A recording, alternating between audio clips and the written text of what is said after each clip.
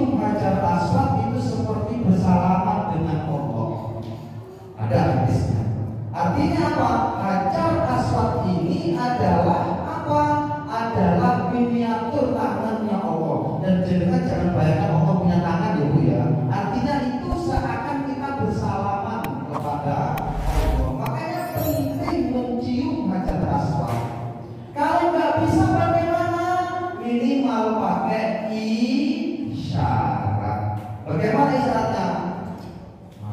Betul-betul harus dibunyikan.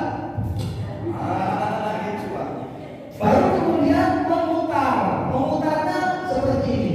Begitu kita secara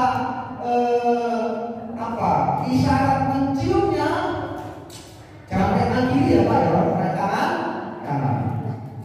Nah, begitu kemudian subhanallah walhamdulillah wala ilaha illallah wallahu akbar la haula wala quwwata illa billah sampai di sini sampai terus. Nah di sini ada namanya Hijr Ismail, tapi ini nggak ada ini. Pakai apa ini? Kesopanan apa? Bentuknya memutar. Ya. Terlalu jauh sini aja. Nah. Ini penting. Kenapa? Karena di dalam Hijr Ismail ini termasuk di dalam Ka'bah. Dan Ka'bah orang yang masuk ke dalam ini bukan semua orang bisa Bu, kecuali tamu kehormatannya kerajaan. Pak SBY pernah masuk, Pak Jokowi pernah masuk, Pak Soeharto pernah masuk, Gus Dur pernah masuk, siapa lagi? Siapa itu? Syekh Al-Batani pernah masuk. Siapa orang Indonesia yang sering pernah masuk di situ? Nah, ketika kita mau masuk dan mungkin diizinkan Pak, maka kita boleh sholat seakan di dalam Ka'bah, yaitu kita sholat di Hijr Ismail. Makanya kalau tawaf nggak boleh kita kemudian melewati sini. Di sini ada jalannya Bu. Nggak boleh subhanallah walhamdulillah. Ini bukan dianggap tawaf. Kenapa? Karena masih dia masuk ke dalam Ka'bah. Hijr Ismail itu adalah bahagian dari dalamnya Ka'bah. Makanya orang yang tawaf harus memutarkan di luar Hijr Ismail. Subhanallah walhamdulillah wala ilaha illallah wallahu akbar sampai ke sana. Bisa enggak?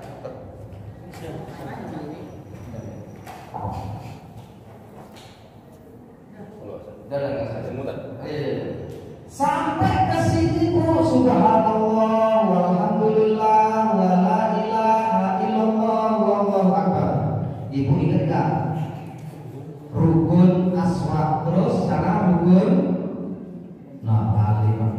rukun syami, bukan sami wong Jawa, bukan syami. Terus ini rukun Iraki, Irak. Sini rukun Yamani. Ini juga ada batunya ya Ustaz ya. Ini juga ada kesunahan untuk dicium batunya. Ada batunya di situ. Tapi enggak apa-apa. Dan juga nggak usah pakai isyarat. Dan di rukun Yamani ini juga salah satu sebagian ulama berpendapat tempat yang mustajab, tempat yang memang untuk berdoa luar biasa. Begitu sampai di rukun Yamani ini, sampai menuju ke rukun Aswad ini, kita sudah berubah. Rabbana atina fid dunya hasanah wa fil akhirati hasanah wa qina adzabannar. Tergantung pada putaran. Kalau putarannya memang jauh, ya mungkin kita berkali-kali Rabbananya. Tapi kalau kita mepet dari sini dan memang agak sepi, itu yang mungkin 3 kali 4 kali. Tapi kalau yang di sana, apalagi yang di atas, yang sudah mulai tematikan boleh itu di atas, tapi nanti didorong. Ada ibu, misal jenengan punya penyakit yang nggak bisa jalan, nanti ada apa namanya kan nyewa ya, kursi roda yang didorong oleh mereka itu bayar. Jangan nggak dibayar, nggak mau dia bu, bayar, dibayar berapa sih? Lihat nggak? 1.400.000 tahun. Jadi nggak cukup bang punya obat, nggak cukup cuman bawa uang 4 juta kalau kita agak sulit jalan. Itu kalau sekali untuk umroh sekali, padahal jenengan itu bisa berkali-kali umroh di sana, karena umroh itu hanya mungkin memakan waktu 2 sampai 4 jam. Maka Pak Beli nanti bisa umrohkan bapaknya, bisa umrohkan ibunya, bisa umrohkan kakeknya. Boleh Pak mengumrohkan yang lain kalau memang ada waktu yang cukup. Tapi insya Allah, apalagi Pak Hidir nanti setengah bulan itu minimal 8 hari di Mekah. 8 hari di Mekah saja. 8 hari di Mekah itu bisa umroh 8 kali Pak. Iya, sehari bisa umroh terus, umroh terus, umroh terus. Terus begitu Pak, keliling sampai 7 kali. Begitu sampai di sini tetap disunahkan untuk mencium Hajar Aswad. Kalau bisa tadi Pak, kalau yang laki-laki gagal insya Allah Mas sampai terus bisa nyium Hajar Aswad. Begitu nyium sampai turmo sing sok sip turmonya Allah. Caranya begitu, jam 3 malam dengan bangun. Mau coba Indonesia, rugi sudah sampai sana. Turunnya sebentar-sebentar aja. Pakai banyak minum vitamin. Mbak Yola mau vitamin. Nah, ibu-ibu nanti konsultasi dengan Mbak Yola ini ahli gizi. Diangkat ahli gizi. Nah, apa kemudian kita mencium Hajar Aswad? Lagi 3 kali, kemudian tawaf lagi. Subhanallah, walhamdulillah, wala ilaha illallah, wallahu akbar, la haula wala quwwata illa billahil aliyyil azim. Sampai ke rukun yamani rabbana atina fid dunya hasanah wa fil akhirati hasanah wa qina adzabannar. Sampai Hajar Aswad berarti dapat 2 terus sampai 7 kali. Walaupun di sana sini Bapak banyak ulama yang menambah-nambahkan. Nanti kan kalau ada mutawifnya membimbing itu biasanya suruh ikuti. Karena ikuti aja, itu doa-doa yang banyak. Tapi minimal itu Pak, kalau nanti jangan tawaf sendiri. Minimal subhanallah walhamdulillah tadi sama Rabbana atina fid dunya hasanah cukup. Karena kalau jangan pas tawaf yang kedua, tawaf sendiri itu sudah nggak bisa kamu tahu kan biasanya. Kalau malam kita masuk ke Masjidil Haram itu disunahkan untuk tawaf itu pengganti sholat tahiyatul masjid. Begitu selesai tawaf, apa yang kita lakukan? Yang kita lakukan kemudian sholat di multazam. Multazam itu tidak buruk. Multazam ini antara pintu Ka'bah dengan Hajar Aswad. Jadi Hajar Aswad itu di sini loh. Nah, di sini agak di sini lah, di sini lah. Nah, ulama bersepakat nggak harus di sini kita sholat, karena nggak mungkin kita sholat di sini, sulit. Sulit mau sholat di sini ini sulit. Tetapi apa? Bisa diarahkan ke sana sampai ke lampu hijau, ini disebut multazam. Maka jenengan sholat di sini dianggap sholat di multazam. Jadi nggak harus di sana. Ya, kalau bisa di sana, tapi laskarnya nunggu di sini. Laskarnya bisa berdiri di sini laskarnya. Oh, keras itu kalau ngomongnya baik. Kalau mukul tidak, ngomongnya baik keras. Haram, ngomongnya keras lah. Jadi kita sholat di lurusnya ini disebut sudah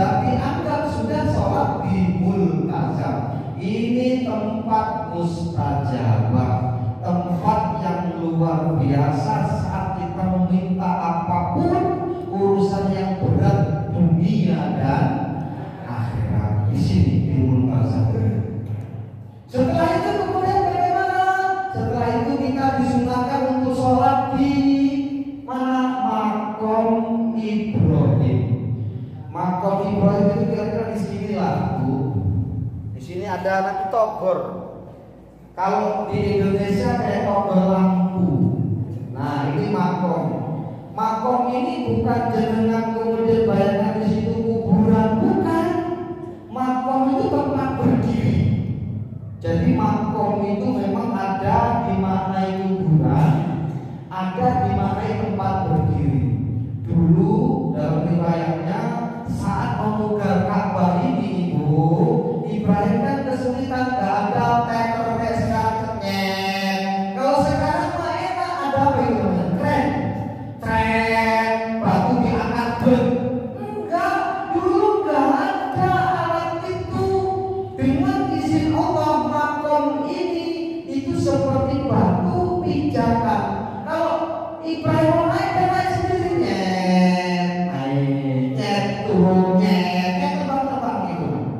Kalau di film kayak sekarang ada tuh, kemarin saya melihat itu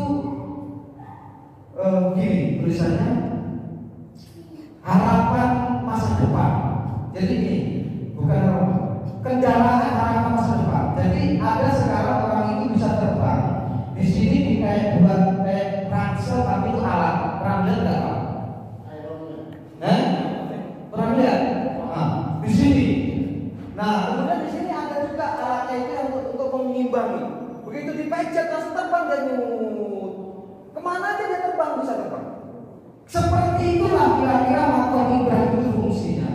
Nah, keberkahan itu ditaruh di situ, kemudian kita disunahkan untuk sholat 2 rakaat di belakang makom Ibrahim. Ini juga tempat mustajabah, tempat yang insya Allah mustajab. Apa sih mustajab? Manjur. Jenengan donga apa di sini, Bu? Punya masalah keluarga belum selesai, donga ning kene, Bu. Punya urusan mungkin sosial, donga. Urusan agama, donga. Urusan suami, donga. Urusan anak, donga di sini, Bu. Berdoa di makam Ibrahim ini luar biasa. Biasanya setelah ada waktu dikasih waktu beberapa menit, nanti kemudian langsung kita diajak untuk pergi ke Bukit Sofa. Bukit Sofa itu sekitar di sana. Bukit Sofa dan Marwah, kira-kira begitu. Sofa, Marwah. Tapi nanti Ibu, ketika Ibu datang ke Masjidil Haram itu sendiri tanpa waktu umroh yang wajib itu, jenengan bisa sholat di Hijr Ismail. Ini juga tempat mustajab. Jadi lingkaran ini tempat mustajab itu. Insya Allah kalau jenengan sering tolong orang itu ditolong di situ. Karena sulit sholat di sini. Berebut orang untuk sholat di sini. Kenapa berebut? Karena tempatnya tempat mustajabah dan di situ tempatnya sempit. Enggak sedikit nanti kita sujud bukan di lantai tapi di punggungnya orang. Sah apa enggak, Bu? Sujud di punggungnya orang. Sah apa enggak, Bu? Sah. Asalkan memang lihatnya sujud dan dalam tempat. Misal begini, Bu, kita sholat, itu nanti ada orang di depan kita sholat juga tanpa apa ya? Sakarnya dewe. Ada yang enggak sopan ya? Enggak sopan, dia langsung berdiri sholat di sini. Kita bingung mau sujud di mana? Kita boleh geser sujudnya. Misal kemudian di sini ada orang berdiri sholat, kita mau sujud, geser ke sini enggak apa-apa. Masih menghadap Ka'bah di depan kita. Kalau geser dikit enggak apa-apa, enggak lurus. Kenapa? Kalau kita di sini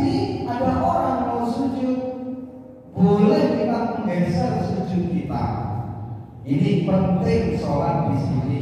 Tapi biasanya belum dikasih waktu saat kita melakukan umroh wajib yang sekali. Yang umroh yang dibimbing maksudnya. Karena nanti dibimbing sekali itu. Yang kedua, ketiga itu udah nggak dibimbing lagi, dengan sudah umroh sendiri. Ya kalau berani sendiri ibu, tapi jangan sombong, nggak apa-apa itu hilang kok ibu.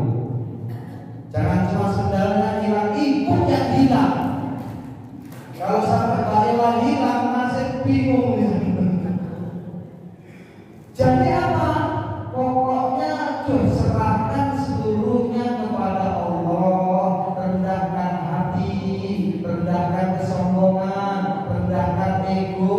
Di sana banyak macam-macam ujian. Kenapa? Wala jidala wala fusuqa fil haq. Tidak boleh kita bertengkar sampai bocor-bocoran, tidak boleh. Walau apa, jangan memikir hal-hal yang keras di sana. Pokoknya fokusnya ibadah. Nah, kemudian baru kita menuju Bukit Sofa. Di Bukit Sofa itu mau sa'i. Sa'i itu apa? Jalan ke Bukit Marwah. Itu sekitar 500 meter lah. 6 kilo. Masa ya 6 kilo? Oh iya, kalau bolak-balik. Enggak, antara Sofa dan Marwah itu 500 meter. Kalau 500 meter, setengah kilo lah. Setengah kilo pulang ke sini, dah 1 kilo. Pulang ke sini lagi 2 kilo. Pulang ke sini lagi 3 kilo. Terus ke sana. Terakhirnya di Bukit Marwah. Kenapa 7 kali? 1, 2, 3, 4, 5, 6, 7. Terakhirnya di sana. Nah, saat kita mau mulai, itu nanti kita melihat ada lampu hijau. Nah, saat lampu hijau itu mau start dari Sofa menuju ke Marwah, ada lampu hijau itu sekitar 200 meter ya saudara. 200 lah itu antara itu lah Pak. Lihat saja ada lampu hijau Pak. Nah kita disunahkan untuk hal-hal kecil. Kemudian doanya khusus, kalau ini harus dihafal Bu, kalau bisa. Siapa yang hafal Bu? Gak ada yang hafal. Rabbil warham. Innaka antallahul a'azzul akram. Ini kalau ini sangat penting Bu dihafal. Yuk Bu, Rabbil fir warham. Yuk, Rabbil fir warham. Innaka antallahul a'azzul akram. Rabbil fir warham. Innaka antallahul a'azzul akram. Coba apa? Rabbil fir warham. Innaka antallahu al-a'azzul akram. Daripada sulit al-a'azzul langsung innaka antallahul a'azzul akram. Hafal Bu? Ini penting. Kenapa penting? Disinilah sa'yun. Apa sih sa'yun? Berusaha Bu. Manusia itu kan hidupnya hanya berusaha. Berusaha punya anak, berusaha punya istri, berusaha mencukupi kehidupan, berusaha masuk surga, berusaha, terus berusaha, dan berusahanya hancur ketika itu adalah lari-lari dari Bukit Sofa ke Bukit Marwah. Mencari apa? Mencari kehidupan. Yang kehidupan itu digambarkan sebagai air Bu. Masuk akal nggak Bu, di padang pasir, di bukit, seorang ibu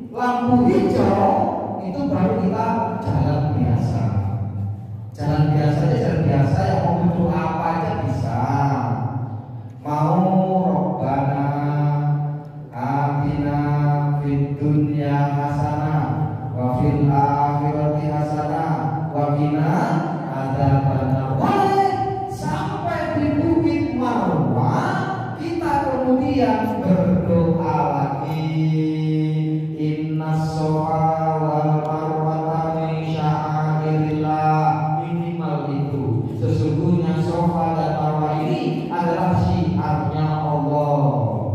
Itu minimal.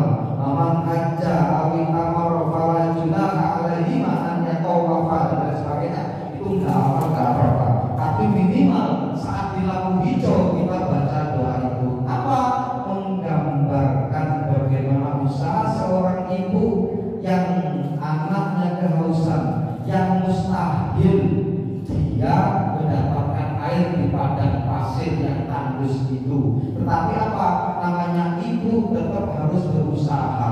Lari-lari itu sudah usaha, dan Allah itu pasti akan memberikan usaha. Nah, manusia harus usaha. Ketika memang dalam tafsirnya disebutkan Hajar kalau waktu itu duduk saja gak akan keluar air zam-zam.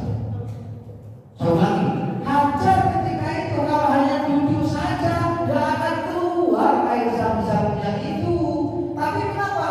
Karena dia berlari-lari di Safa dan Marwah inilah Allah takdirkan keluar zam-zam di sini kok.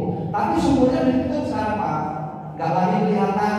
Kenapa? Sudah disedot pakai alat canggih, kemudian ditaruh di tempat yang besar, tinggal disalurkan. Maka jenengan nanti masuk di masjid sudah ada sumur air zam-zam di mana-mana.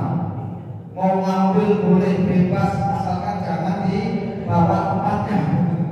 Jangan tempatnya dibopong, jangan Bu, nanti kayak ada aqua gitu. Aqua. Kalau zaman dulu gelasnya terbatas katanya. Kalau sekarang mau gelasnya setiap kali minum ganti.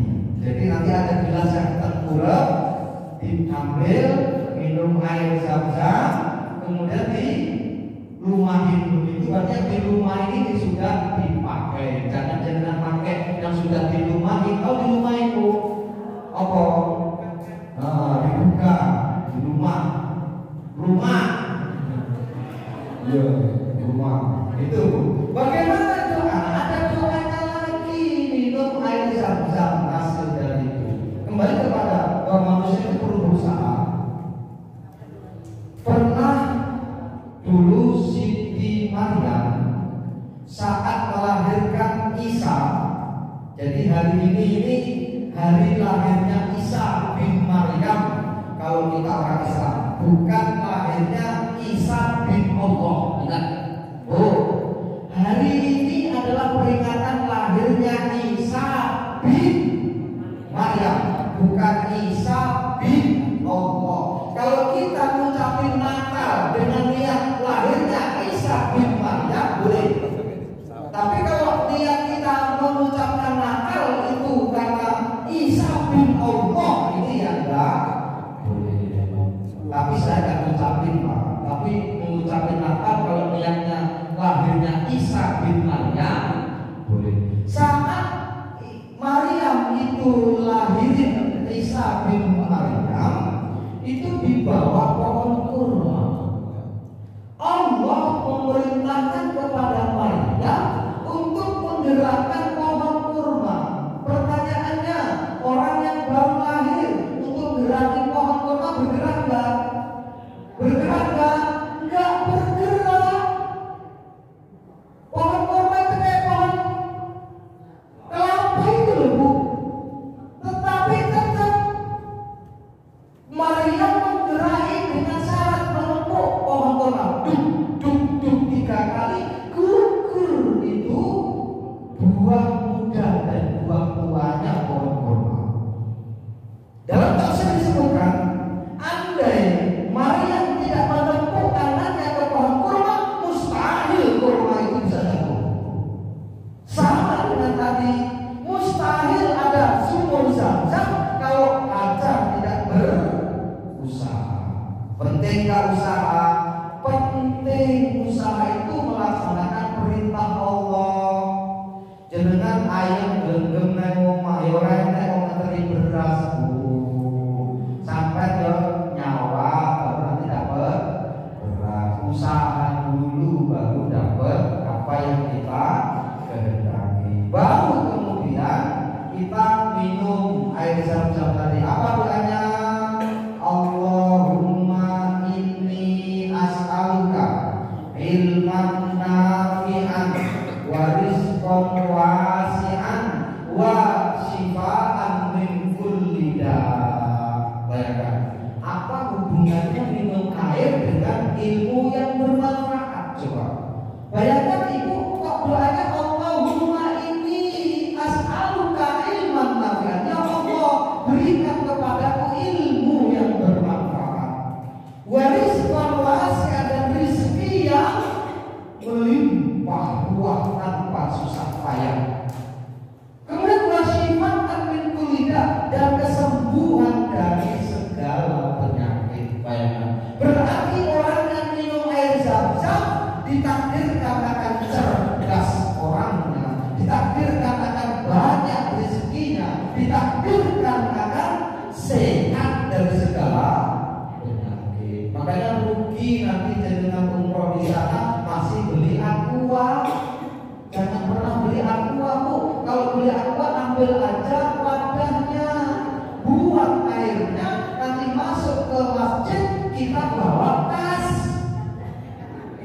nyolong tapi halal. Gak usah ngomong sama laskar, ambil aja air Zam-Zam itu, masukkan ke botol, taruh di tas, nanti setiap makan, mau minum, mau tidur, minumlah air Zam-Zam selama di sana, sehat dan berusaha.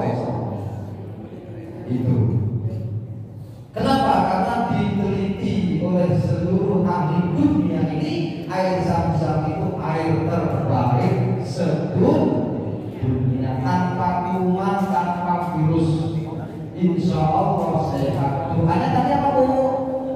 Allahumma inni as'aluka ilman nafi'an wa rizqan wasi'an wa shifaan min kulli da', dan sembuhkan dari segala macam penyakit.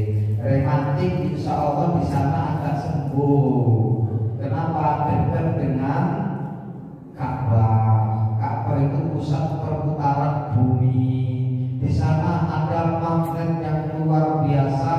Orang punya penyakit di dunia, di Indonesia ini, ke sana insya Allah akan lebih sehat. Apalagi minumnya air Zam-Zam. Juga jangan berlebihan mandi air Zam-Zam.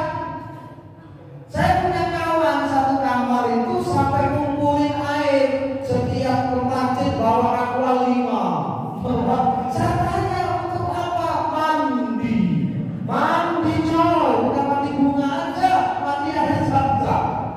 Ini berlebihan. Boleh gak? Ya monggo.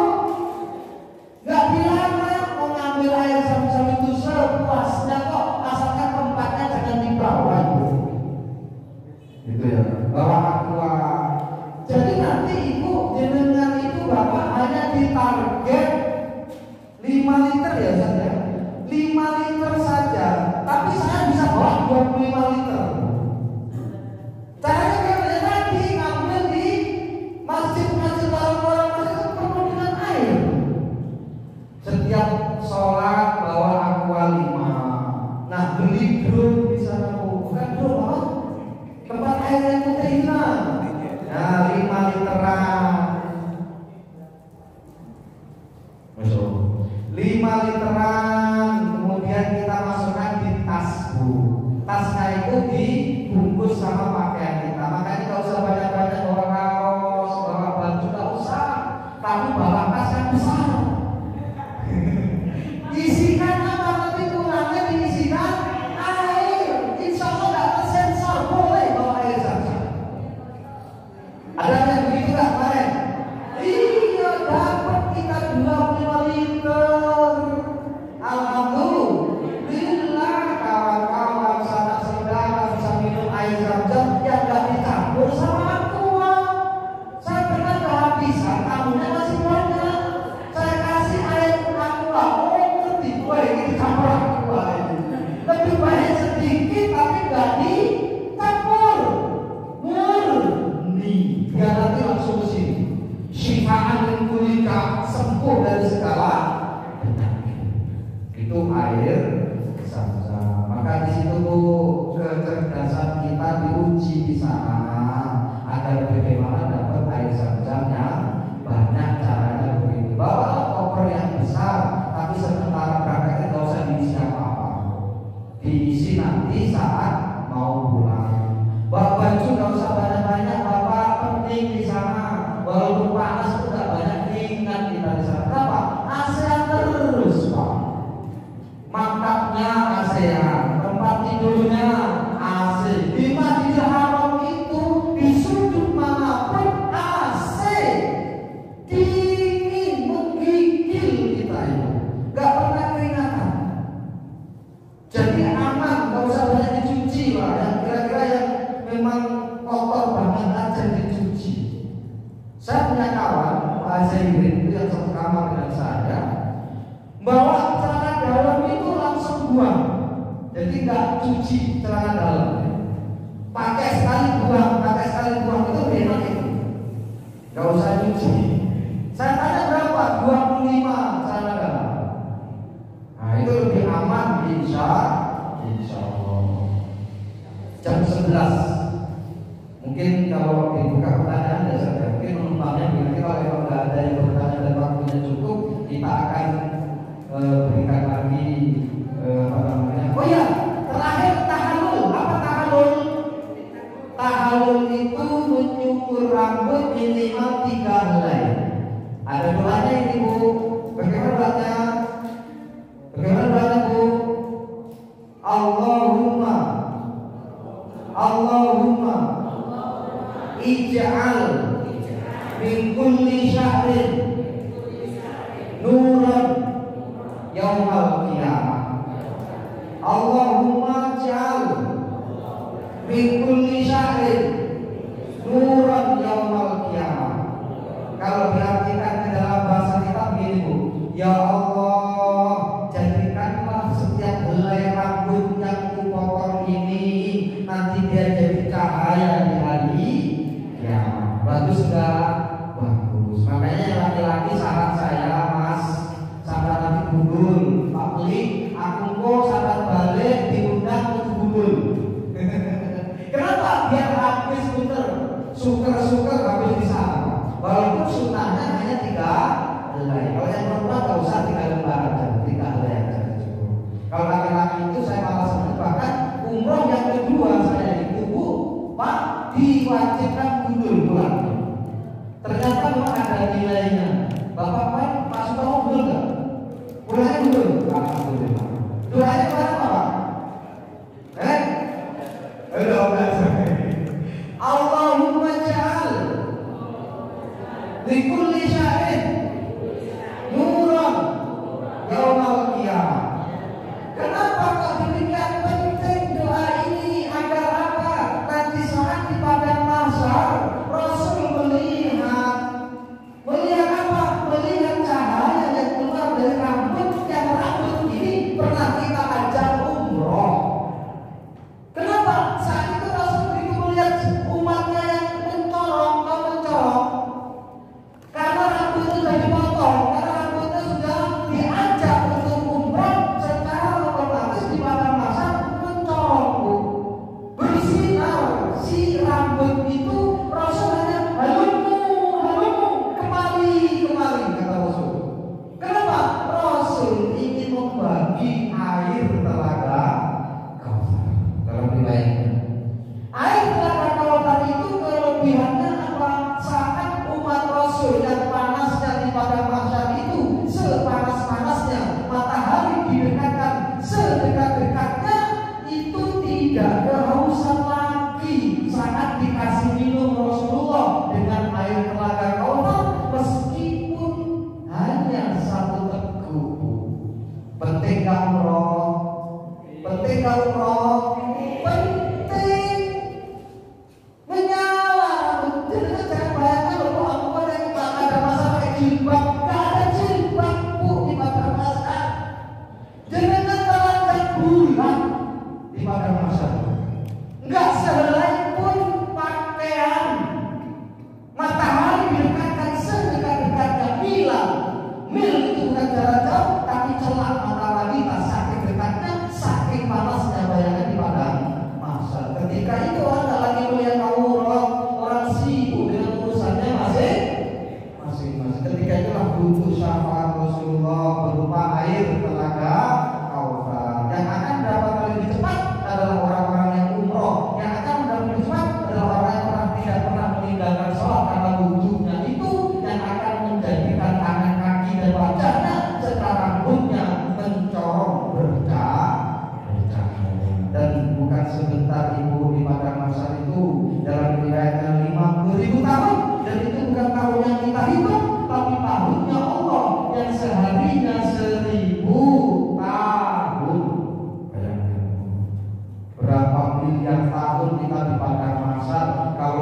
orang hidup di dunia.